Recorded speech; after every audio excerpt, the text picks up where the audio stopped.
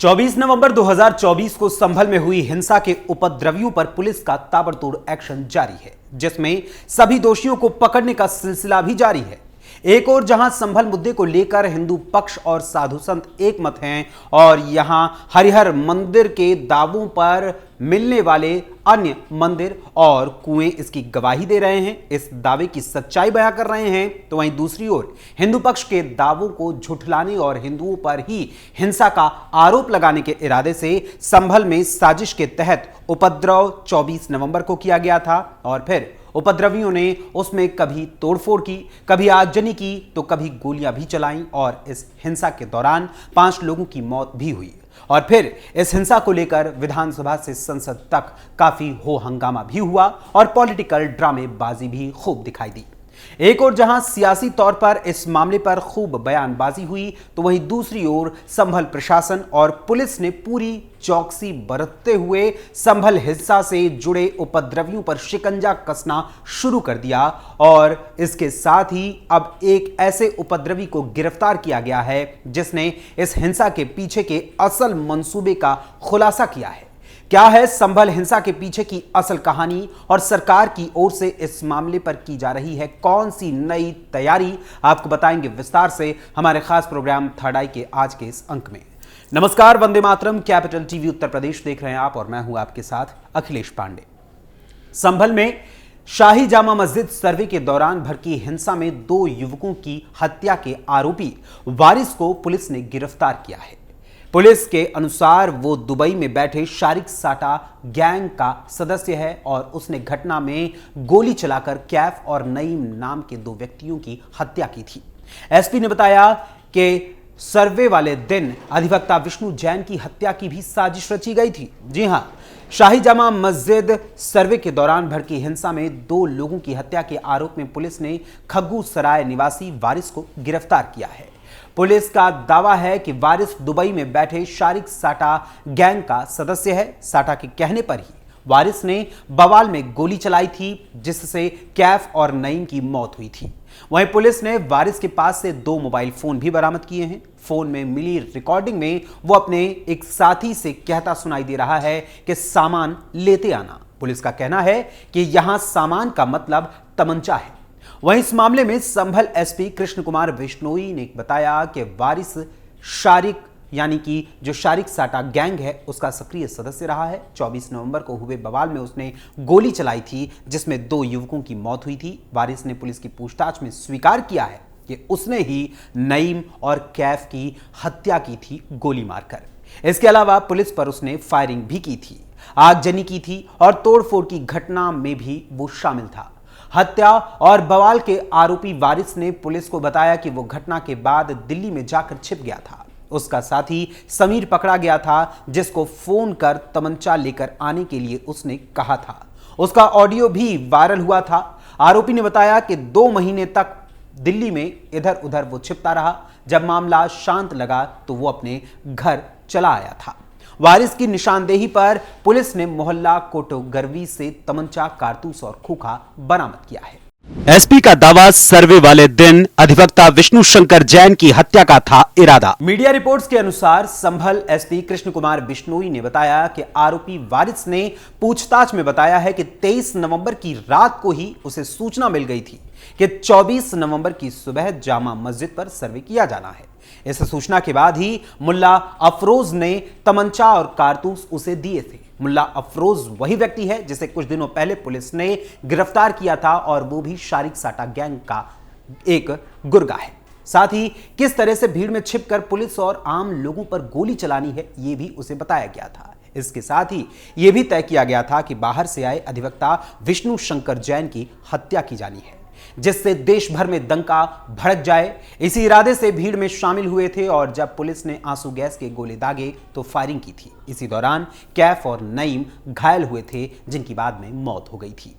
2 हत्याओं में पहले अफरोज की हो चुकी है गिरफ्तारी। शाही जामा मस्जिद सर्वे के दौरान भड़की हिंसा में बिलाल और अयान की हत्या के आरोप में पुलिस ने नखासा थाना क्षेत्र के हुसैनी रोड निवासी मुल्ला अफरोज को 19 जनवरी को गिरफ्तार किया था। उसके पास से हत्या में इस्तेमाल की गई 32 बोर की पिस्टल और 15 ब्लैंक यानी सिर्फ आवाज वाले कारतूस पुलिस ने बरामद किए थे। पुलिस ने मुल्ला अफरोज को भी शारिक साटा के गिरोह का सदस्य बताया था।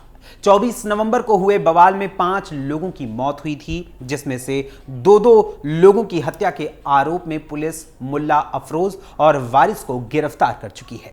वारिस के बाद सोहेल भी हुआ गिरफ्तार। यूपी के संभल में हुई 24 नवंबर को हिंसा मामले में पुलिस ने शारिक साटा गैंग से जुड़े मुल्ला अफरोज और वारिस के अलावा एक और आरोपी को गिरफ्तार किया है। पुलिस लगातार सीसीटीवी फुटेज के आधार पर पहचान कर आरोपियों की गिरफ्तारी कर रही है और उन्हें जेल भेज रही है। वहीं सीसीटीवी फुटेज के आधार पर ही पहचान कर पुलिस ने संभल हिंसा के एक और आरोपी सोहेल को भी गिरफ्तार कर लिया है। वहीं इस मामले में अब तक पुलिस ने 73 आरोपियों को गिरफ्तार कर जेल भेज दिया है। आरोपी सोहेल को नखासा थाना क्षेत्र के खग्गू सराय इलाके से ही गिरफ्तार किया गया है। क्या था पूरा मामला? दरअसल संभल की शाही जामा मस्जिद में श्री हरिहर मंदिर होने का दावा करते हुए एक याचिका 19 नवंबर 2024 को डाली गई थी। कोर्ट के आदेश पर 19 नवंबर 2024 को ही और साथ ही 24 नवंबर 2024 को भी शाही जामा मस्जिद का सर्वे किया गया था। 24 नवंबर 2024 को भीड़ उग्र हो गई और पथराव हुआ था। हिंसा में 5 लोगों की मौत हुई थी। दरअसल संभल में कोर्ट के आदेश के बाद पुलिस की मौजूदगी में मुगलों के समय की बनी मस्जिद का सर्वेक्षण हो रहा था। इस दौरान कई लोग सर्वेक्षण का विरोध करने आ गए और पुलिस कर्मियों के साथ उनकी झड़प हुई थी। इस झड़प में 5 लोगों की मौत हुई और करीब 20 सुरक्षा कर्मियों सहित कई अन्य लोग भी घायल हुए थे। इस घटना के बाद से ही यूपी की सियासत गरमाई हुई है। अलग अलग दलों के नेता संभल हिंसा को लेकर बयानबाजी कर रहे हैं। वहीं भाजपा नेताओं का कहना है कि अराजक तत्वों ने पहले से ही इस हिंसा की तैयारी कर रखी थी। संभल मुद्दे पर योगी सरकार के मंत्री ने दिया बड़ा बयान। संभल हिंसा मामले में उत्तर प्रदेश की योगी सरकार के मंत्री धर्मवीर प्रजापति ने अब एक बड़ा बयान देकर इस मामले में खलबली बढ़ा दी है। दरअसल संभल दंगों की दोबारा जांच को लेकर पूछे गए एक सवाल में मीडिया को जवाब देते हुए योगी सरकार में मंत्री धर्मवीर प्रजापति ने कहा कि संभल का सच किसी से छिपा नहीं है। योगी सरकार की कोर कमेटी की बैठक में संभल दंगों का मुद्दा उठा है। जैसे तथ्य आएंगे उन पर विचार किया जाएगा। संभल के दंगों की जांच पर योगी सरकार के मंत्री का यह पहला बड़ा बयान है, जिससे समझा जा सकता है कि आवश्यकता हुई तो सरकार दंगों की जांच करा सकती है। योगी सरकार में होमगार्ड्स एवं नागरिक सुरक्षा मंत्री धर्मवीर प्रजापति ने सीएम के सोमनाथ से संभल के सत्य पर कहा कि संभल का सत्य सब लोग बहुत समय से देख रहे हैं। संभल का सच किसी से छिपा नहीं है। वहीं मंत्री धर्मवीर प्रजापति ने आगे कहा कि हमें जनता की सेवा के लिए चुना गया है और हमारी पहली प्राथमिकता भी यही है। सीएम योगी ने मीडिया से हरिहर मंदिर पर कही बड़ी बात। वहीं संभल की शाही जामा मस्जिद को लेकर मचे सियासी घमासान के बीच मुख्यमंत्री योगी आदित्यनाथ ने टाइम्स नाउ नवभारत के एक कार्यक्रम में शामिल होकर संभल मामले को लेकर खुलकर अपनी बात रखी। उन्होंने कहा कि पुराणों में संभल का जिक्र है। संभल में मीर बाकी ने श्री हरिहर मंदिर को तोड़कर वहां पर एक मस्जिद बनाई है। इस दौरान मुख्यमंत्री योगी आदित्यनाथ ने कहा कि हम लोग हर जगह मंदिर नहीं निकालना चाहते हैं, लेकिन जहां पर मंदिर है उसको समाज के सामने उजागर जरूर करना चाहते हैं। संभल एक सच्चाई है। 3 लाख की आबादी वाले कस्बे में हर माह 225 करोड़ रुपए की बिजली चोरी हुआ करती थी। दुर्भाग्य से मस्जिदों के ऊपर एक प्रकार के अस्थायी सब स्टेशन बनाकर वहां से कनेक्शन बांटे जाते थे और वहां से वो लोग वसूली करते थे और ये वसूली पावर स्टेशन नहीं करता था। उन्होंने कहा कि हम लोगों ने 4 मस्जिदों को पकड़ा जहां से 200 से 300 कनेक्शन बांटे गए थे और वो लोग वसूली किया करते थे। उत्तर प्रदेश के पावर कॉरपोरेशन को एक साल में 46,000 करोड़ रुपए के नुकसान पर यह है, यानी लंबा नुकसान हुआ है और अगले साल तक यह नुकसान 60,000 करोड़ रुपए तक पहुंच जाएगा। लाइन नुकसान बहुत ज्यादा है। अकेले संभल कस्बे में 90% बिजली की चोरी होती थी और ये व्यवस्था तो ठीक करनी ही थी। सीएम योगी ने कहा कि ये उस उपभोक्ता के साथ अन्याय है जो उपभोक्ता समय पर अपना पैसा जमा करते हैं, लेकिन उसी कस्बे में रहकर चंद लोग बिजली तो चोरी करते ही थे, लेकिन बिजली की चोरी धंधे को, यानी कि बिजली की चोरी को अपना धंधा बना लिया था और उससे वसूली किया करते थे। यह धंधा तो रोकना ही चाहिए था। हम लोगों ने यह काम किया है। वहीं इसके साथ ही सीएम योगी आदित्यनाथ ने एआईएमआईएम चीफ असदुद्दीन ओवैसी के बयान पर पलटवार करते हुए इस कार्यक्रम के दौरान कहा कि भारत के पौराणिक ग्रंथ हमारे सामने इस बात के प्रमाण हैं कि श्री हरि विष्णु का 10वां अवतार यानी कल्कि अवतार कहां पैदा होना है। 3500 वर्ष से 5000 वर्ष के दौरान ग्रंथों की रचना हुई है। इस्लाम का जन्म हुए 1400 वर्ष हुए हैं। हमें इसमें कोई आपत्ति नहीं है। आईने अकबरी में उल्लेख है कि संभल में मीर बाकी ने श्री हरिहर मंदिर को तोड़कर वहां पर एक मस्जिद बनाई है।